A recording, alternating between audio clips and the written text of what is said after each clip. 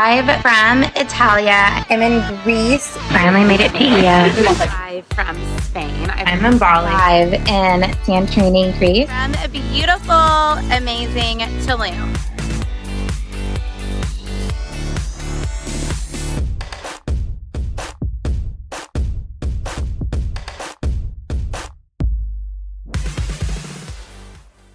Service.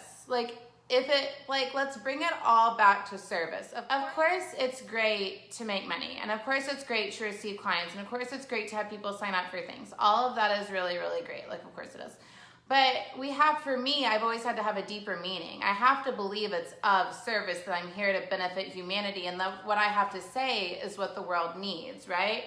I wouldn't, think about it. I wouldn't have a YouTube of free videos, a podcast of free audios, content going out every single day on Facebook and Instagram and Insta Story. I wouldn't be able to do all of that if I wouldn't give so much for free if I didn't believe that it's just needed and powerful and it's a gift of mine. So when I give freely, like a live stream or a YouTube video or a podcast or whatever, when I give freely, I'm in a very clean place of no strings attached. I'm giving to give.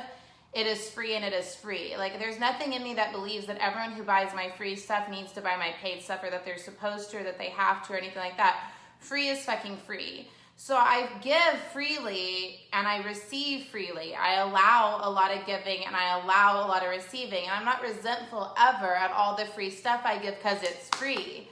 And it's supposed to be free, and it was created to be free, and I want to give a lot of free stuff, and that's what I desire. So don't ever feel like I'm over giving. I just feel like I'm giving from my heart and soul, and it's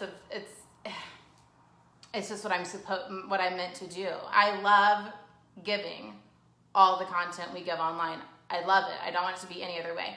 I understand that it helps people buy, but I don't do it so that people will buy. I do it because it feels like the right thing for me to do.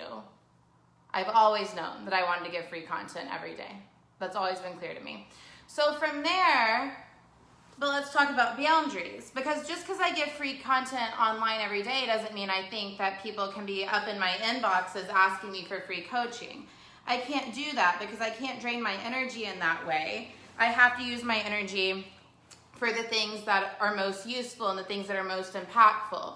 So if I have hundreds of people asking me for free coaching and I were to engage in something like that, I wouldn't be able to create all the free things I create or all the paid things I create. I'd be draining my energy, right? I have a really strong energetic boundary of what I'm available for. When I have clients or people in my courses say stuff like, people are messaging me every day trying to get free coaching and I don't know what to do. I'm like, no one's messaging me. I'm completely unavailable for that. I can't even imagine people thinking that's okay, right? So I have a very strong energetic boundary around what I give for free and how I give for free. Does that make sense? And me modeling this clear boundary, I think gives permission to a lot of other coaches and entrepreneurs and modeling their own boundaries for how it works for them, right?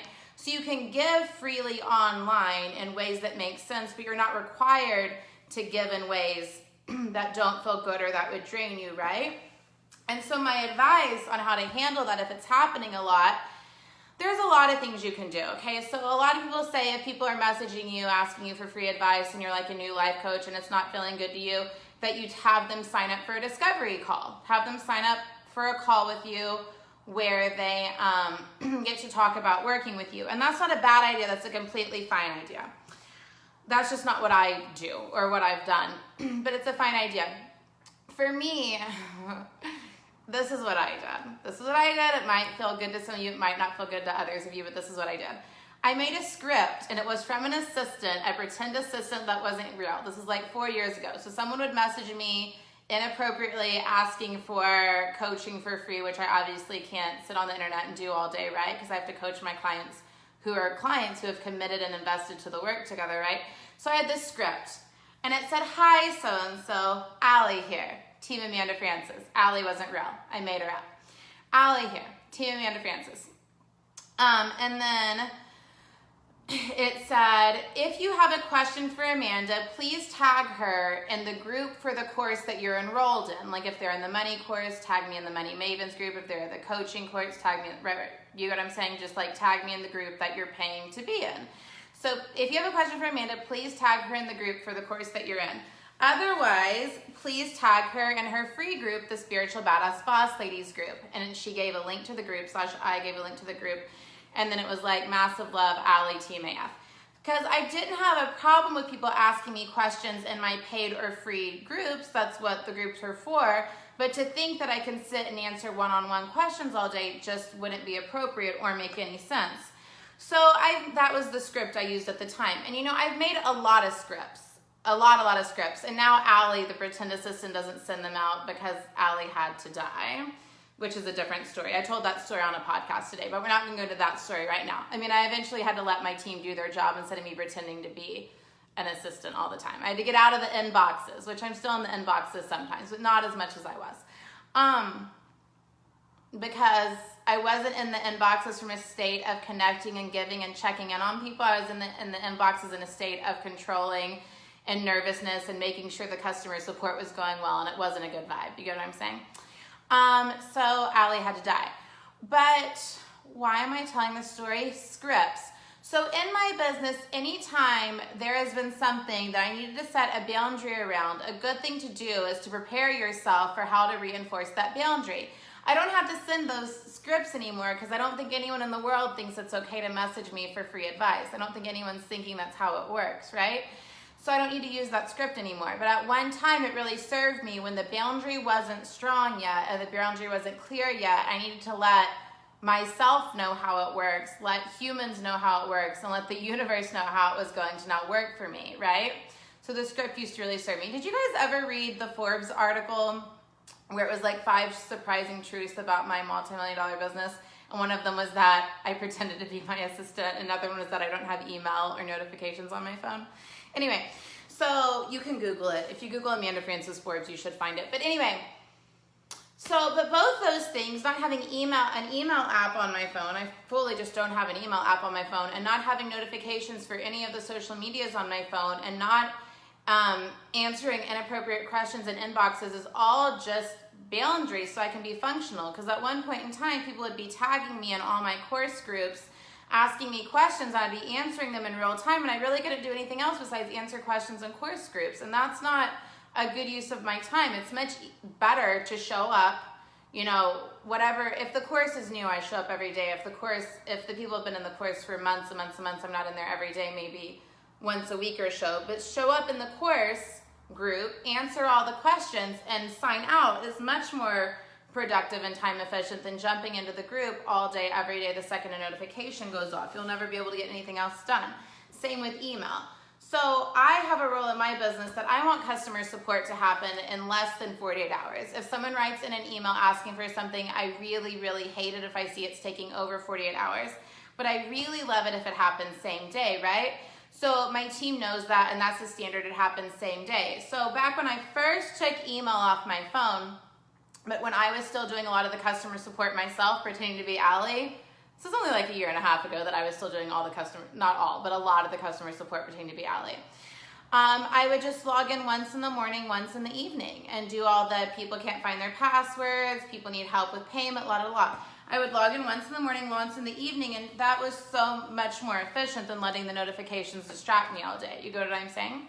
Because I care about my business to the point that I will stop and get someone what they need right when I see it. So I can't let myself see it until I'm sitting down to work. Does this make sense? This is something that's really served me. Are you guys learning things?